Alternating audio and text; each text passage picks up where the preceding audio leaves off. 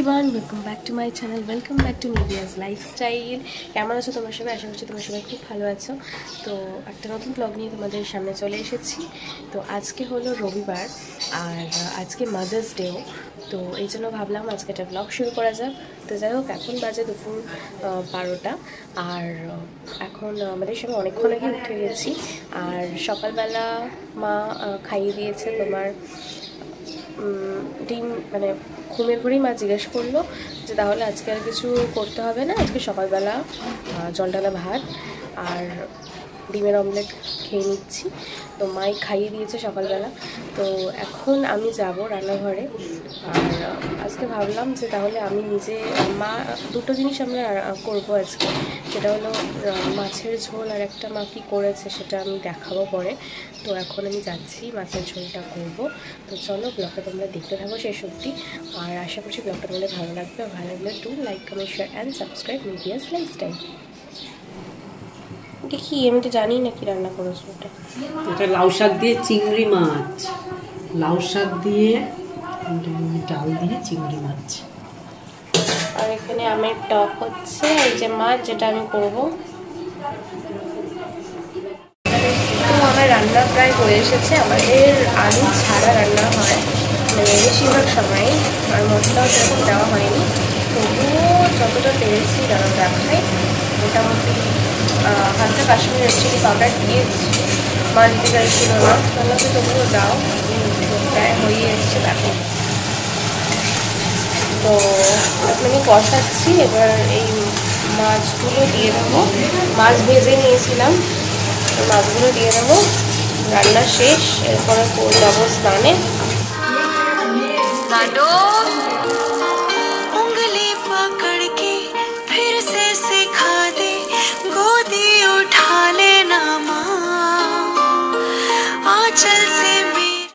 তো আমার ওয়ার্কআউট হয়ে গেছে।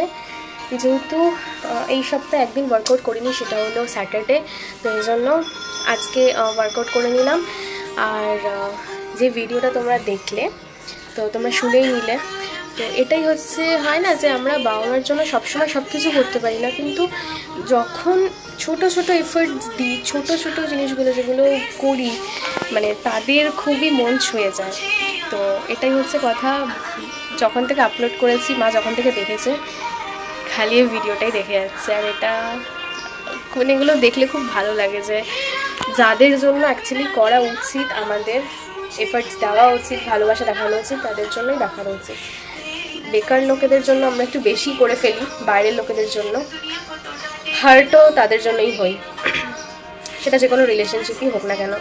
কিন্তু একমাত্র বাবা মার ভালোবাসা, আর এরকম খুব রেয়ার ভালোবাসা আছে বন্ধু বান্ধব কিংবা এরকম কিছু, যারা অ্যাকচুয়ালি জেনুইনলি তোমার সাথে থাকে, জেনুইনভাবে থাকে।